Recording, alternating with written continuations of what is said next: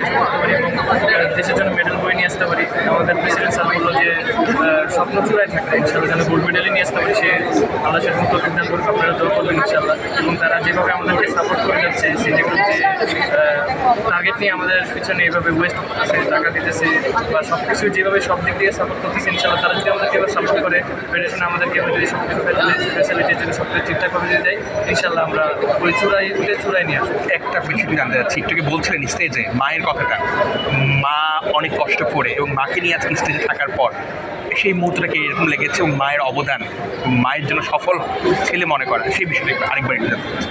হ্যাঁ, আসলে আমি বললাম না যে অলিম্পিক কোয়ালিফাই যখন করছি, তারপরে আমি অনেক লেটে যখন কথা বললাম, তো সে যখন আমার যখন আসলে যখন কথা বলতেছিল, তখন তার কণ্ঠটা কেমন যেন আসতেছিল, বাট আমার কাছে তখন মনে হচ্ছিল যে এটা খুশির কণ্ঠ বা খুশির আনন্দময় মুহূর্ত তার জন্য। সো তখন আমার কাছে মনে হচ্ছিল যে আমি হয়তো বা ওয়ার্ল্ডের সবচেয়ে যে সার্থক ছেলে তার ছেলে, সে আমার জন্য যেভাবে কষ্ট করছে, ইনশাল্লাহ আলহামদুলিল্লাহ যে এত কিছুর জন্য সে, আমি মনে করি সে আমার জন্য যে পরিমাণ দোয়া করছে এবং কষ্ট করছে, আল্লাহ মিলাই দিছে। এবং ইনশাল্লাহ সামনে দোয়া করবেন ইনশাল্লাহ যেন দেশের জন্য চূড়ায় উঠে যেন চূড়া নিয়ে আসে ইনশাল্লাহ।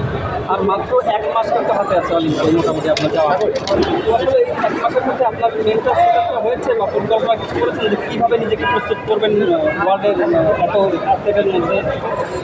অ্যান্ড সেট আপ অনেক আগ থেকেই করা, যেমন আমরা অলিম্পিকে এই কোয়ালিফাইয়ের জন্য অনেক আগ থেকেই আমরা প্রিপারেশন নিচ্ছি এবং সব কিছু স্টেপ বাই স্টেপ আমাদের কোচ আছে, সেও সব কিছু স্টেপ বাই স্টেপই করতে পছন্দ করেন। সো উনি যেভাবে গাইড করে ইনশাল্লাহ সব কিছু সম্ভব। এবং শুধু এই যে 1 মাস যে আমরা প্রিপারেশনটা দিব সেটা না, আমরা আগেও নিজেকে স্ট্রং ভাবছি ইনশাল্লাহ যে কোয়ালিফাই করতে পারবো।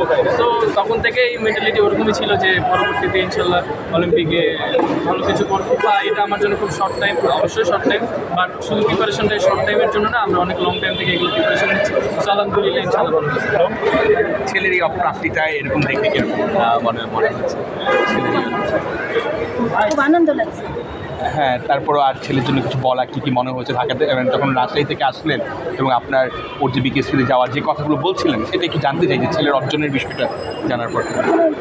ভালো অর্জন করেছে, ভালো দোয়া করি, ভালো করি আমার ছেলে দেশের জন্য অলিম্পিকে সোনা জয়ী হয়ে আসুক, যে দেশের গর্ব। আমার ছেলে যে এত পুরো আগাইছে করতে পেরেছে, তো শুক্রিয়া আল্লাহর কাছে। ঠিক আছে, থ্যাংক ইউ সো মাচ।